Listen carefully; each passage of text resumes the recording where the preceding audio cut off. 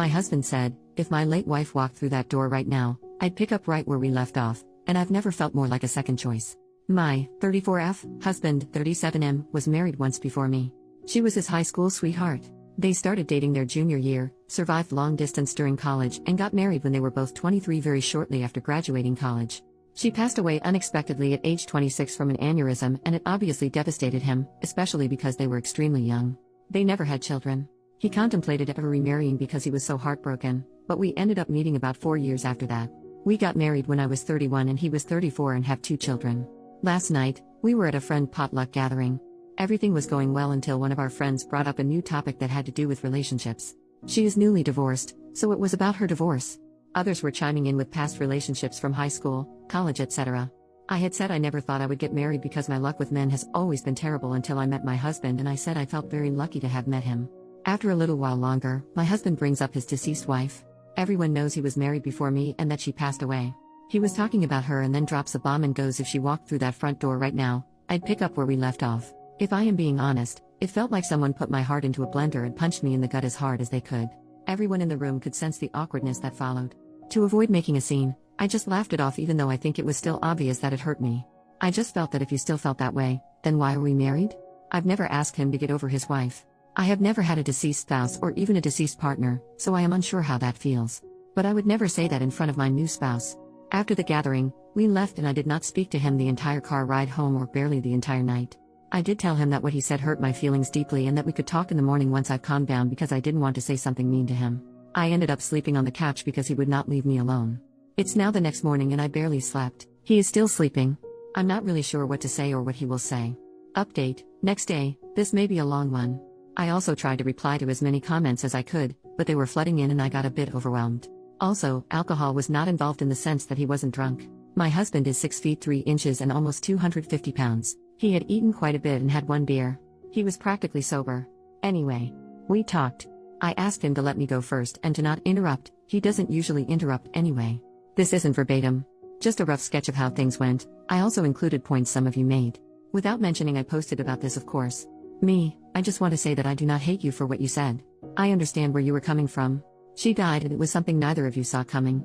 I could never ask you to get over her or to forget her because I know how much you loved her. She was your first love. I do understand that if she hadn't passed, we likely would not be together and you two likely would be. I have always understood this. But to say what you said hurt my feelings and embarrassed me. And even though her coming back from the dead is impossible, if it were, you would leave me and the children? It was probably one of the worst things anyone has ever said to me. It is clear your feelings about her are still raw and it still hurts, and I want you to get counseling, and I want couples counseling very, very soon. He then apologized profusely, teared up and said how he did not mean to hurt me and embarrass me in front of our friends. He basically said that he thought about it before he went to sleep and came to the realization that he should have kept it to himself. I mean, I can't be angry for what he thinks. He loved her and she died. His feelings are also valid here. Also said that he would never leave me and the children, and that what he said was just a poorly thought out and poorly worded statement. That he was not thinking clearly, and when he said it, he immediately felt that maybe it came out wrong. I asked him how he would feel if I said that to him. He says, yeah. It's bad. I know. I shouldn't have said it. I wouldn't be happy. I know you aren't happy. I should have apologized in front of everyone as soon as I said it, or not have said it at all. I then asked him to think of the children and said, it's like you saying, hey, children's names, if my dead wife walked through the door, I'd pack my bags and never speak to you guys again, and then it really got uncomfy. After some silence, I had no idea what to say after that. He asked me if I wanted to divorce. So I asked him why he would think I would want a divorce, just to see what he would say. He says he doesn't know. I didn't answer his question and said we needed to look into counseling. That he needed to get counseling for himself and that we would go to couples counseling. And if the answer is no, I am not interested in moving forward. This isn't 100% about the comment anymore. I need to know if he is willing to make the necessary changes and put in the work to fix what he messed up. Because if he were to dismiss my feelings or not want counseling, it means he doesn't think this was that serious and that he may not take me seriously. I also said this to him. Some of the comments also told me to take the kids elsewhere. I agreed with this because it would be difficult to get through this while also parenting. I've got a very young daughter and a son that is a toddler. They are currently with my parents for the weekend and I'll be getting them Sunday night, so this gives us time to really work. He suggested he sleep on the couch instead of me. I have nowhere else to go. I haven't told my parents because I really would like to keep this between me and him as much as possible. Family and friends jump to judge too fast and sometimes offer extreme and harmful advice, and it's also embarrassing. Luckily we both have very good insurance that will help with counseling. I told him that it seems like whatever counseling he got after her death was not enough and that he was not consistent with it like he should have been. With trauma like that, I personally would have been in counseling for years before I even considered remarrying. He agreed. He was only in it for about a year and then stopped once he moved away from his hometown. Never got back into it. He also agreed to the individual and couples counseling. Kept apologizing. Kept telling me he loved me all day. It was also so difficult to be around him because he kept looking at me. I couldn't think. It was like he would try to say something and then he would just stare and not say anything.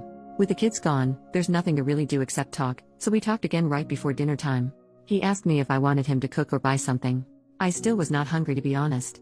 So I just told him he could pick something up for himself and that I wasn't hungry, and that prompted the second discussion. I realized he must feel very bad because he noticed I hadn't really eaten much all day.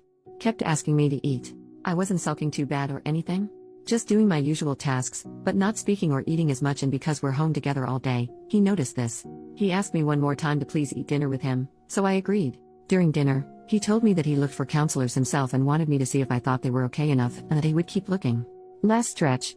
After all of that, I told him that we can't really predict anything until we've met with therapists. I don't want him to keep saying sorry. I want work and change. And then maybe we can move forward, but this is the first step. I don't want to just leave him. I'm also not saying divorce is off of the table. I think he is still hurting from her death and his judgment is very, very clouded. If he didn't love me, I doubt he would have apologized so many times and looked for counselors on his own. A man that doesn't love me probably would have made me look or rejected going altogether. Many people were suggesting this. I do not think he doesn't love me. Thought of this myself. Cried about it. Thought of my children. Cried more. I'm not staying for the kids. I'm staying because I want to at least try to fix. If it cannot be fixed, then at least I tried. We were also very close. Some people were asking how close we were prior to marriage, I guess as a way to gauge the difference between the relationship and our relationship. Maybe to see if he settled? He was always very romantic, caring, and sweet to me. We've never yelled at each other. When we first started dating, he would plan dates, surprise me, brag about me to his friends. So that's why I am very confused on why he would blurt that. Unless it was just very poor brain and mouth coordination. I also told him that I may get a counselor for myself. I don't think I need one. Someone suggested this, but I think he needs it more than I do. And because insurance companies are getting crappier by the year, 3 counseling bills may be pushing it? I don't know. If I do get one, it's because I don't want to potentially resent him or doubt myself.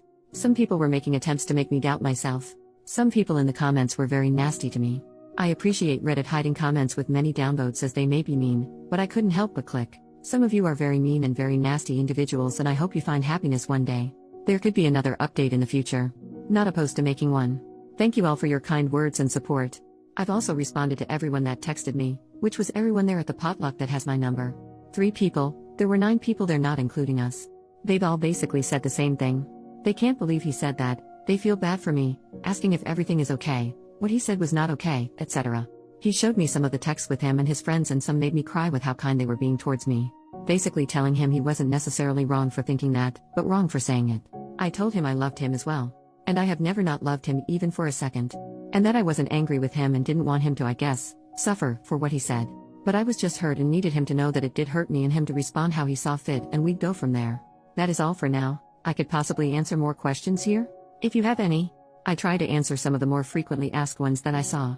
Again, sorry for this being so lengthy. Have a nice weekend everyone, and thank you again.